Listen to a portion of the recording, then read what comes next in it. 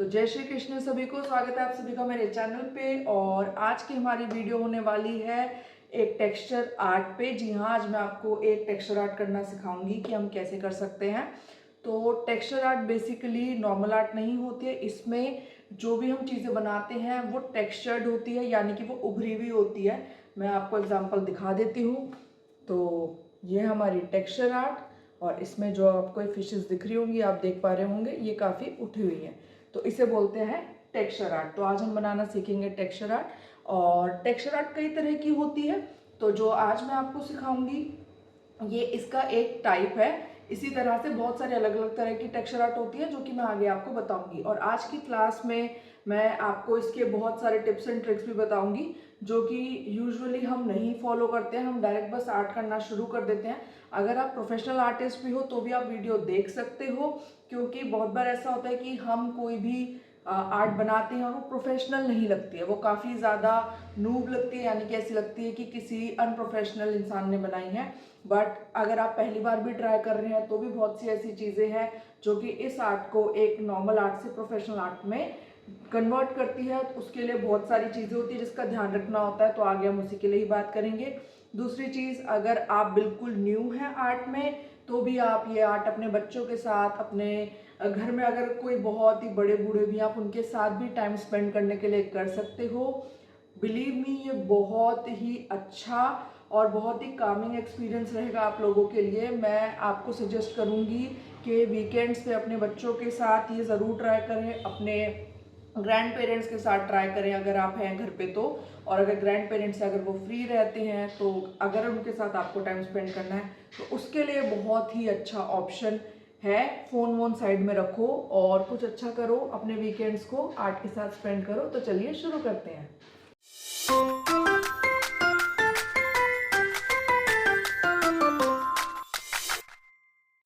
सबसे पहले हम लेंगे MDF बोर्ड। इसकी थिकनेस है 2.5। आप 2.5 mm से ज़्यादा का भी बोर्ड ले सकते हैं। ये आपको अमेज़ॉन पे या फिर मीशो पे बहुत ही आसानी से मिल जाएगा। फिर हमने लिया है जेस्सो। ये बेस कोट होता है MDF के लिए। MDF के पोर्स को भर देता है जिससे कि कलर करना आसान होता है। ये मुझे पड़ा था ऑलमोस्ट 500 रुपीज़ का, ½ kg। जेस्सो मैं मार्केट से ही लेना पसंद करती हूँ, क्योंकि अगर आप घर में बनाते हैं तो मिक्सिंग करने में अगर क्वांटिटी ऊपर नीचे होगी तो काफ़ी ख़राब हो जाता है। फिर हमने लिया है फेविक्रेलिक का एक्रेलिक कलर। ये वाइट कलर है, ये भी बेस कोट के लिए ही है। ये है 350 रुपीज़ का, 500 ml, ऑलमोस्ट ½ लीटर। ये भी मुझे मिल गया है। इसके बाद हमें एक चाहिए ब्रश। तो हम नॉर्मल ब्रश नहीं लेंगे, हम ये स्पंज वाला ब्रश लेंगे। आपको किसी भी स्टेशनरी शॉप पे 10 से 20 रुपए में मिल जाएगा। इसके बाद हमने लिया है एक नाइफ़। ये नाइफ़ हमें काम आता है हमारे कलर्स को या जस्सों को निकालने के लिए। आप कोई घर में पड़ी हुई चम्मच भी यूज़ कर सकते हैं। अब हमारा मेन पार्ट है वो है एक्रेलिक वॉल पुट्टी। ये आपको पड़ेगी 112 रुपये की 1 किलो। ये इससे कम में भी आ जाती है, कई बार वो डिस्काउंट दे देते हैं। ये बेस्ट प्रोडक्ट है आपकी टेक्सचर आर्ट के लिए, और इससे टेक्सचर बहुत ही क्लीन आता है। अब हम शुरू करते हैं हमारी टेक्सचर आर्ट। सबसे पहले हमने लिया है जस्सो, और इस नाइफ़ की इस्तेमाल से हमने जस्सो निकाल लिया है। अगर बहुत ज़्यादा जस्सो थिक है तो आप इसमें थोड़ा सा पानी हल्का सा मिला के और फिर बोर्ड पे लगा सकते हैं। अब ये जो स्पंज वाला ब्रश है, इससे बहुत ही आसानी से ये फैल जाता है और लाइनें नहीं पड़ती हैं। अब इसके बाद हमने लिया है हमारी एक्रेलिक पुट्टी, और ये काफ़ी थिक थी तो इस पर मैंने हल्का सा पानी और फेविकोल बहुत थोड़ा सा मिला लिया है। अगर आप एकदम न्यू बॉक्स लेके आए हैं और वो खोल रहे हैं तो उसमें आपको ये सब मिलाने की ज़रूरत नहीं है, क्योंकि वो ऑलरेडी काफ़ी लिक्विडी होता है और बहुत इजीली यूज़ हो जाता है। इसको अच्छे से हमने मिक्स कर लिया है। अब हमने एक कोन बनाया है। अगर आपके घर में दूध की थैली, आप उसका भी कोन बना सकते हैं। मैंने कोन नॉर्मल प्लास्टिक का बनाया और इसमें मैंने पूरा ये फिल कर लिया है। अब मेक श्योर करना इसमें जो ये बबल्स बने ये सारे आप निकाल दें, ताकि जब हम कोन को चलाएंगे तो ये बीच में फटेगा नहीं। तो ये हमारा कोन हो गया है रेडी। अब सबसे पहले हम लेते हैं जस्सों के लिए, हमने ये लिया है सैंड पेपर। उसको हल्का सा सैंडिंग करेंगे ताकि बेस एकदम प्लेन हो जाए।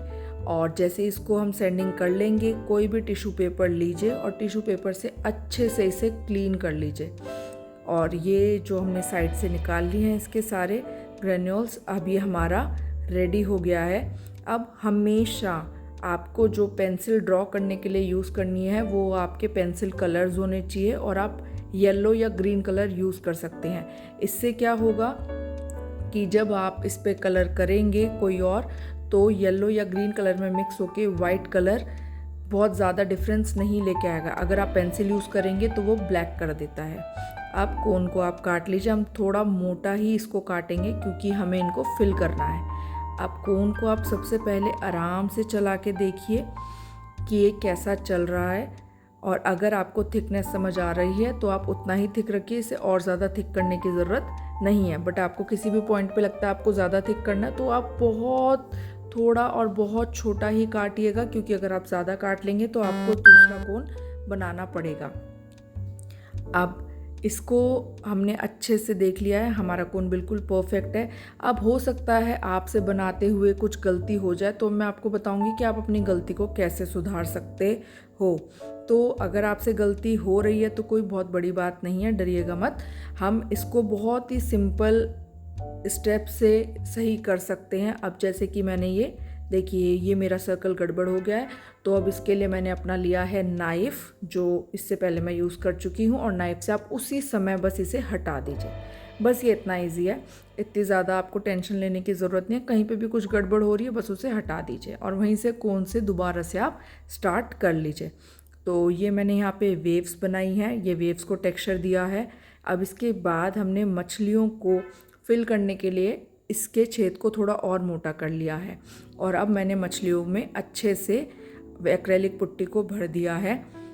आप तरीका देख सकते हैं, आप चाहे तो किसी और तरीके से भी भर सकते हैं। अभी इस पे लाइनें हैं, अभी मैं आपको लाइनें हटाना सिखाऊंगी। अब एक हमने सिंथेटिक ब्रश लिया है, और ये बहुत ही सॉफ्ट वाला ब्रश है, ठीक है, जैसे कि आप रेशे देख चुके हैं। इसको पानी में भिगो के और बहुत हल्के हाथ से आपको अपनी मछलियों के कोनों को, उसके टेक्सचर को बहुत ही धीरे धीरे शेप देनी है।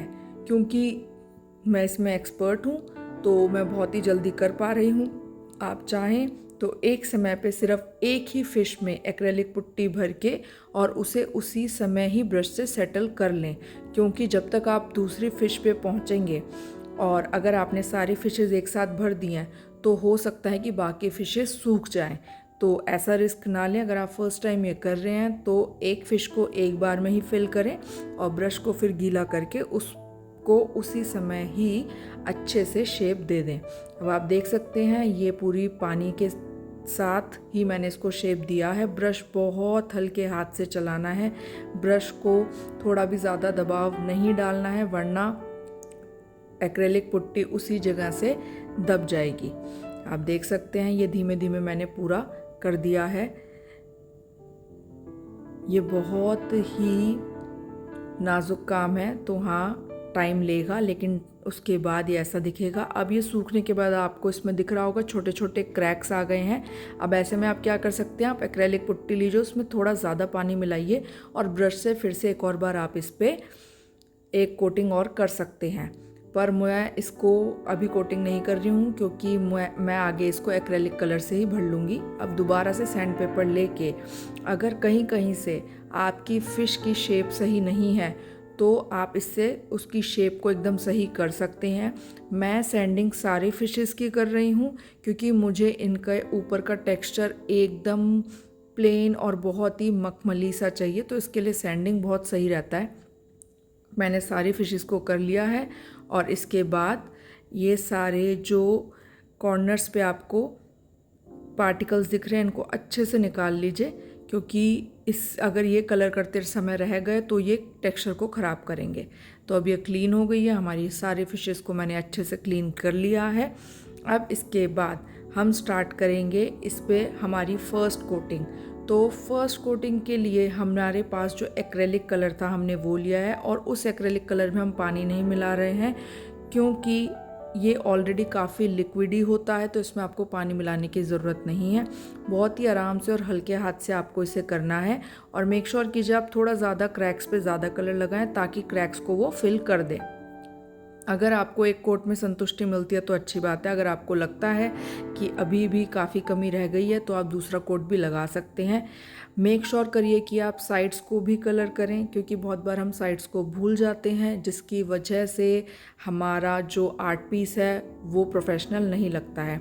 अब मैं यूज़ कर रही हूँ एक्वा ग्रीन कलर। आप चाहें तो कोई भी एक्रेलिक कलर ले सकते हैं। एक्रेलिक कलर्स में blue, aqua green, aqua blue सभी तरह के कलर्स आते हैं, आप अपनी मर्ज़ी से कर सकते हैं। ये मेरा फेवरेट कलर है तो इसलिए मैं इसको निकाल रही हूँ। और अगेन ये भी काफ़ी लिक्विड ही है तो इसमें मैं पानी नहीं मिलाऊंगी। हाँ, आप एक बार ब्रश को गीला करके और उसको टिश्यू पे डैब कर लीजिए, यानी कि सारा पानी उसका निकाल दीजिए। इससे ब्रश थोड़ा सॉफ्ट हो जाता है और शेप लेने लगता है जिस तरह से हम कलर कर रहे होते हैं। ब्रश को अच्छे से कलर में चारों तरफ से कर लीजिए और हर एक एक डिटेल पे ध्यान देते हुए बहुत ही आराम से आपको कलर फिल करने हैं। इस समय कोई जल्दबाजी नहीं करनी है, क्योंकि जितना कलर ज़्यादा फैलता जाएगा उतना ही आपको बाद में प्रॉब्लम होगी। तो आप जितना प्रिसाइज रख सकते हैं कर सकते हैं। अगर ऐसा होता है कि जो हमने वाइट लाइंस जो ये बनाई हैं पानी की, अगर इस पे कलर लग जाता है तो कोई बात नहीं, बाद में मैं आपको ये भी सिखा दूंगी कि आप इसको कैसे करेक्ट कर सकते हैं। फ़िलहाल हमारा फर्स्ट कोट जो है वो इस तरह से दिखेगा और अभी भी इसमें लाइनें आपको दिख रही हैं। तो इसको पहले हम पूरा सूखने देंगे। सुखाने के लिए हेयर ड्रायर का यूज़ मत करिएगा, उससे कलर का जो चमक होती है वो चली जाती है। ये हम कर रहे हैं सेकंड कोट, और सेकंड कोट में देखिए आपको दिख रहा होगा डिफरेंस कि सेकंड कोट लगाते ही जिस जिस जगह पे मैं सेकंड कोट लगा रही हूँ वहाँ पे लाइनें नहीं बन रही है ब्रश की। ब्रश काफ़ी सॉफ्ट इस्तेमाल करना है आपको, याद रखिए। बहुत ही ज़्यादा पुराना ब्रश मत यूज़ करिएगा, पर पुराना जो ब्रश होता है वो हमेशा अपने स्ट्रोक्स को छोड़ता है। तो इस तरह से आप देख रहे हैं, आप डिफरेंस देख पाएंगे। मैं और पास से दिखा देती हूँ आपको, ये देखिए। तो ये है नया स्ट्रोक और ये है पुराने। एक और स्ट्रोक मार के दिखाती हूँ मैं आपको, ये देखिए। इस स्ट्रोक में बिल्कुल भी ब्रश की लाइनें नहीं आ रही है। रीज़न यही है कि मेरा ब्रश जो है वो बहुत ज़्यादा यूज्ड नहीं है, और क्योंकि ये सेकंड कोट है तो इसमें लाइंस नहीं आएंगी। अब हम करेक्ट करते हैं हमारी ये जो लाइंस जो वाइट रहनी चाहिए थी लेकिन कलर हो गई हैं। तो इसके लिए अगेन हम वाइट कलर लेंगे और बहुत ही आराम से जिस जिस जगह पे हमने ब्लू कलर कर दिया है वहाँ पे हम ये वाइट कलर कर देंगे। धीरे धीरे ही करिएगा, ये भी बहुत ही महीन काम है, लेकिन आराम से करिए, आपको कोई जल्दी नहीं है, समय लेके करिए। और इसके बाद ये कुछ इस तरह का हो गया है। मैंने इस पे 2 कोट करे हैं वाइट के। इसके बाद हम लेंगे रेड कलर। हम रेड कलर की फिशेस करने वाले हैं। अगेन ब्रश को डैब करके पानी में और फिर उसे सुखा कर फिर उसके बाद रेड कलर किया है। ये भी मैंने 2 कोट करे हैं रेड कलर के, रेड एंड वाइट। कहीं पे भी आपको अगर लग रहा है आपका कलर फैल गया तो डरिएगा मत।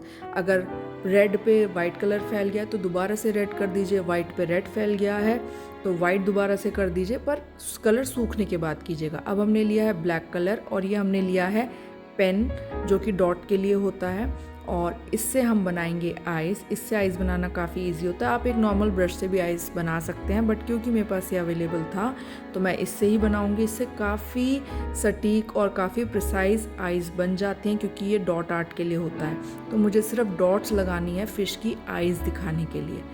तो ये देखिए, ये कुछ इस तरह से दिख रहा है। अगर आपको आइज़ बड़ी करनी है तो आप डॉट को थोड़ा ज़्यादा बड़ा कर सकते हैं। बस इसी तरह से मैंने अपनी बाकी सारी फिशेस की आइज़ भी बना दी हैं। जब आप आइज़ बना देंगे तो हमारा ये आर्ट पीस रेडी है। अब आप इसे वार्निश कर सकते हैं। वार्निश से आपकी पेंटिंग काफ़ी लंबे समय तक डस्ट फ्री और वाटर फ्री रहती है, बट मैं वार्निश नहीं करूँगी क्योंकि मैं आगे इस पर रेजिन करने वाली हूँ। तो मेरी वो रेजिन की क्लास में आपको मैं दिखाऊँगी कैसे रेजिन कैसे करते हैं। तो अब बात करते हैं आज की प्रो टिप की।